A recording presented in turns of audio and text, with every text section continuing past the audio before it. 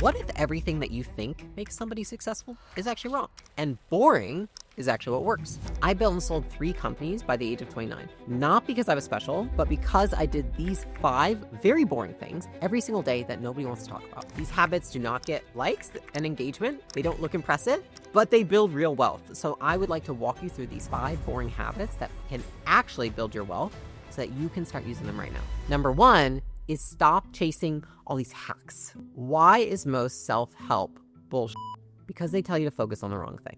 I used to love my hacks, I can tell you that. Morning routines from billionaires, productivity apps, biohacking tricks, like every single one I would do, and it would work for like 2 weeks, and then I wanted a new one. It was like almost an addiction to the dopamine hit you're getting of trying these new things. What I realized is that a system is just a boring process that you repeat until it creates predictable success, and then you keep doing it. Okay, this could be a hiring system, a content creation system. I've been running the same systems in my business for so long, and I tweak them as I learn new things and such, but like barely compared to what I used to, because half the time you trying the new hack actually costs more in change of energy and time than it gets you return on the system you're trying to improve. So that's the thing, is like they're not glamorous. Systems and having boring ones that I don't change very often are the reason that I'm able to scale my companies, have a life I like, remain healthy while working a fraction of the hours that I used to 10 years ago. So for example, a system I use every week is essentially planning my week. I get down a piece of paper and I look back at everything that's occurred for the last week, and then even sometimes a couple weeks prior. Then I look forward at the next month prior,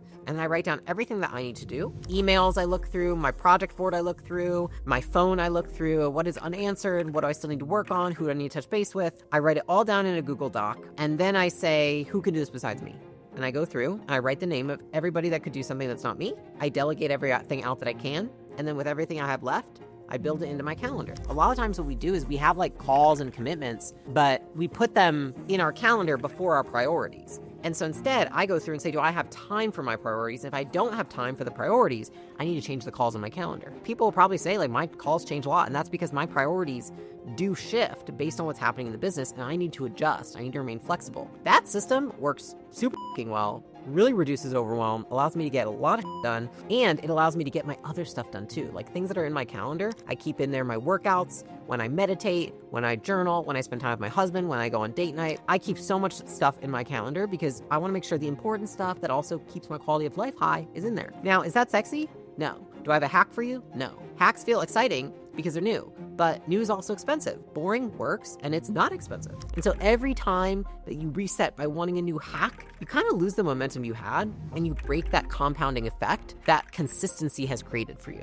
And I understand because like systems feel boring, right? You repeat them over and over. There's no novelty, but that's what makes them very powerful. I mean, I knew this when I was a trainer. Getting somebody results in the gym, if I want to get someone the best results, they should do the same workout plan for like 6 months. I did the same exact plan for 6 months at one point in my life, and it was boring as I was so bored in the gym. But guys, I looked fucking sick. I had, my legs were the most muscular they'd ever been. My shoulders were capped. Like, I was like, damn, I'm in good shape. I was like, I'm so bored. But I knew, I was like, I need to follow the system because if you do something repeatedly, you get those 0.1% increases just by executing it that many times over and over again. Here's a great way to implement a system. Take the most chaotic area of your business or life right now. Maybe it's hiring, maybe it's making content, maybe it's taking care of your kids. I don't know what it is. Write down just like one simple, repeatable system for it, and then just document the steps. So like maybe it's the planning your week like I did. It's like, okay, look at last 2 weeks, look at next 2 weeks, look at email, Slack, project board, delegate other tasks to other people. Like just write the steps down. That's it. I'm going to go ahead and say like 99% of people aren't going to do this. That's also why 99% of people don't get what they want in life. So like be the 1%. Do the shit that's boring. I cannot tell you the amount of lists and checklists and systems I have on my phone to make sure that I can just execute the basic things that make my life better. Boring things compound. Exciting things expire. The second thing you want to do is saying no to drama. How much time did you spend this week on drama? It could be someone venting to you. It could be office gossip. It could be just you emotionally spiraling or fixing problems that weren't even yours to fix. Just add it up in your brain. The people who win, who actually build wealth and have peace of mind, They look boring because they don't engage in drama. Okay, and it's not because they're cold or uncaring. It's because they've learned that every minute of drama is a minute that they're not putting into a life that they actually love and a life that compounds. I've had so many instances where people will text me, they'll call me and say, oh, I want to tell you what happened with this thing. One, I keep my phone on Do Not Disturb because guess what? I do not want to be disturbed. But the second thing is that I don't like getting those random phone calls when someone wants to talk shit about somebody. When somebody calls me and they start talking shit about somebody, even if I don't fucking like the person, I feel gross. And the truth is that I think a lot of the times they're doing it because they want to connect. I think a lot of the times drama it's a disguise of people trying to connect with you. You might not even realize that you're doing this. Like, you might actually be the person who calls and they're going to be telling you this about something, right? But it tricks you into thinking that you're being helpful, that you're being empathetic, or like you're in the loop of what's going on. But what it actually does is it robs you of your focus, and it's burning out your emotional bandwidth, not to mention the respect you have for yourself. Because I always ask myself this question. I'm just like, do I respect myself more or less from engaging in this conversation? I even feel bad when like somebody will bring somebody up like, what do you think of this person? Every once in a while, my team knows or my friends will know. Like, I'll be like, oh, that guy's a piece of shit. I'll say something like that, and I'm like, oh my God, I feel terrible for saying that. And then I realized, I was like, oh, the same feeling I'll have if somebody calls me to talk to me about this thing. And so something I've been very intentional about is that I don't keep around friends who want to do that. If we want to connect, we're going to connect about positive stuff. We're going to connect about supporting each other. We're going to connect about talking about valuable things, talking about productive things. We're not going to connect over talking shit, over talking about things that are negative, over like, it's bad energy. And successful people, they protect their energy like it's their most valuable asset, because it is. Here's what I ask you to do. Write down 3 of the biggest sources of drama in the last month in your life. You might have a specific friend group that like you feel like connected with and you love, but like they're just drama. Or you might have like a coworker that continues to loop you in with drama. Or maybe you have a family member who's constantly talking shit about other people in your family and you're like, I don't want to answer the phone, like it's drama. Out of those 3, pick one and cut your exposure to it. Now, what does that mean? The answer often doesn't lie in the extreme. It lies in setting boundaries. Maybe that means shorter conversations. Maybe it means when they call you, you don't pick up, and instead you text and say, what did you want to talk about? Maybe it means that you have boundaries. Maybe it means that when you see them, you ask to do a lunch because you know you have an end time rather than a dinner that could go on forever. Then what you do is you watch how much freaking energy comes back to you when you stop letting drama hijack your day. Also, not drama that you feel like engaging with, but drama that somebody else brings to your table. That brings me to number 3, which is follow the same daily schedule. You are not overwhelmed because you have too much structure. You're probably overwhelmed because you had none.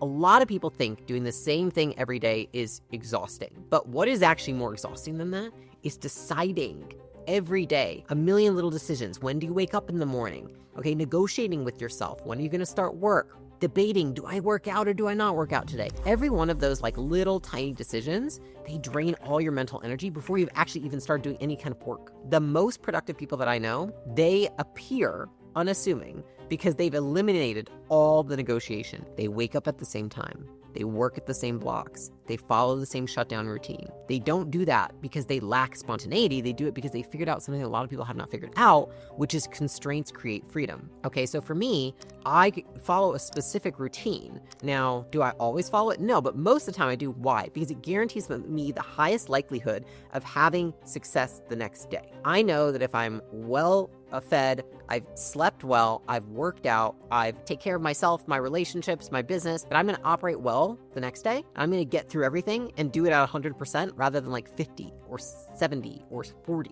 You know, some of the things I do is like I go to bed at the same time. Sometimes I wake up a little earlier, sometimes I don't, but like at the same time every morning I will meditate and then I will journal. And then at the same time every morning I'll usually do like prepping for the day and then I'll also work out. That's most days of my week. Now what happens in the meaty middle, as I like to call it, I have different meetings every day, but it's the same time block pretty much every day I have the meeting. Now, does that mean if I go on a vacation, I'm going to follow that? Like, no, there's sometimes where I'm like, fuck it, I'm staying up late and I'm going to be fucking tired tomorrow. That's not my everyday. If you're doing that every day, you're stealing so much energy from yourself that you could have because you're just changing things up so much. And our bodies like to have a rhythm. Every time you change your routine, you kind of tax your brain. You get decision fatigue that builds up. And it's one of the biggest reasons people can't be consistent because they're just constantly making these decisions. Sometimes for me, even I catch it with myself where I'm like, oh, that feels wrong, or I should change that a little. And then I'm like, is it that wrong that it's worth the cost of change or the cost of decision fatigue for you, Layla? Then I'm like, no, I would rather use my brain to think about something else. When your structure is fixed, your brain is free to focus on things that actually move the needle for you. And that's because freedom is not about having endless options. It's about making the right ones easy to do on a daily basis. So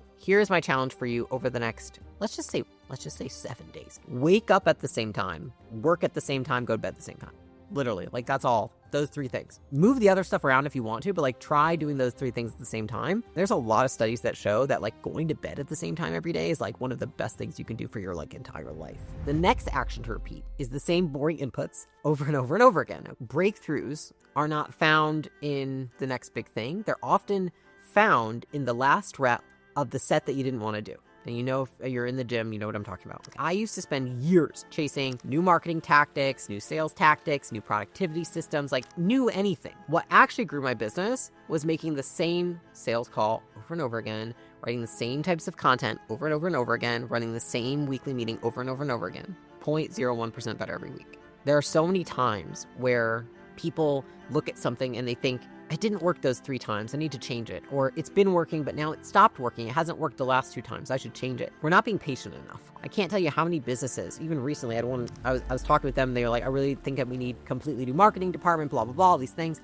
And I was like, oh, why? And they were like, well, the cost of ads is just like insane. It's just like, doubled in the last month. And I was like, have we tried seeing if there's something broken in the funnel? No. Have we tried making more ads? Well, when was the last time you made new ads? Well, normally we make them every 2 weeks, but we haven't made them in like 6 weeks. Okay, so maybe we should just make some new ads to put into the system that we know works rather than building a completely new system. See what I'm saying?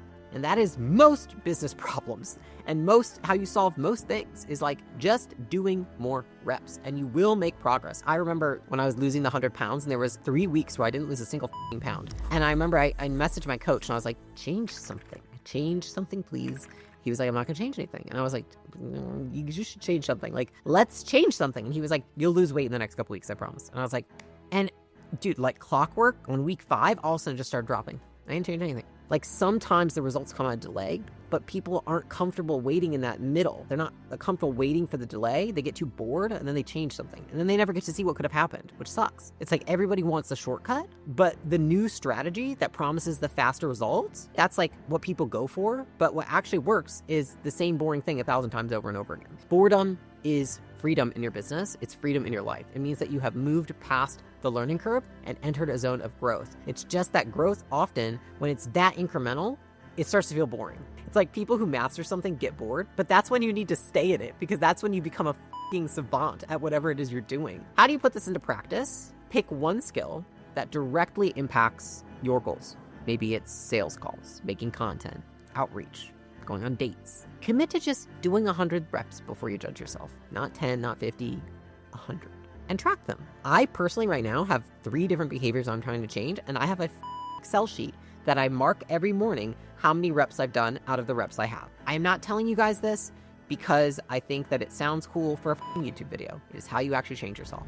Number 5 is focus on one lever. While everybody else is going to pull 17 levers, pull one. One lever pulled at 100% beats 17 pulled at 10%. Now, what does this actually mean in business? I know that math didn't add up. It means what kills most businesses is trying to do everything at once. Same with like trying to look good, for example. If you're trying to get in shape, try and do everything at once. That ain't gonna work. New product, new marketing channel, new audience, new offer. If you pull 17 different levers at once, you're not gonna give yourself 100% effort on either one. And then nothing's going to move forward. Like, for example, when I would get a client in that wanted to lose weight and they were like, I have to lose like 150 pounds. I need to change everything. And I was like, let's just get working out down. Now, why is that? Because you only have so much attention and your brain can't subtract. It can only add. So when you start a new goal or you have a goal, or you're ambitious about something, you have to add that into your current life. And then if you try to add too many things at once, you compress the amount of time and attention you have for other things in your life. So for example, for me, one lever in my business at one point in my phase of growth was just understanding recruiting. It was like the only reason that anything wasn't growing in my business was recruiting. And so I dove in, I studied recruiting, and I just said, you know what? We're just going to master the first call, the intake call. And I just hammered the intake call and the script for the intake call for every single person I talked to. And that alone, that one call, was responsible for hiring like 25 people that quarter. Find that one lever for you. And when you focus on one lever, you're not thinking smaller. You are thinking deeper and much more intelligently, because every major breakthrough, whether it is business or personal growth, it comes from doubling down on the one constraint until it becomes effortless, and then you can do the same with the next thing. If you try to do it all at once, it is a waste of time. People are like, I don't know why I keep sabotaging myself. It's because you try to change too many things at once. Here's how you pull one lever at full force. Write down every project and initiative that you have on your plate right now. And then just ask yourself this: which one, if I fucking nailed it, if I fucking sent it home, would make the rest of them easier or even irrelevant? So I'll give you an example, right? Most people, when they come to me and they wanted to lose weight, they would be like, I'm going to start working out with you and I'm going to focus on, nope, let's just focus on diet. I don't want you to focus on your workouts. They're like, why? I'm like, well, if you are eating the same food, you won't see results with the working out. So we might as well start with diet because that's more important. That's going to be the domino. If we get that right, everything else is cake. Now, here's the hard part on this. Deprioritize everything else until that one's done. We're not going to try and balance it or like do a little bit of each. We're just going to focus on one thing first. That's the hardest part. This is not easy for anybody. It's still not easy for me. Success doesn't come from doing everything. It comes from doing the right thing with full focus. Everyone on YouTube wants to sell you on how exciting these things are. Excitement keeps you broke. Boring will set you free. So just pick one of these 5 habits, not all of them, just pick one. Like I just said in the last point, let's pick one thing and go all in and see for yourself. And if you like this video, don't forget, subscribe and watch the next one.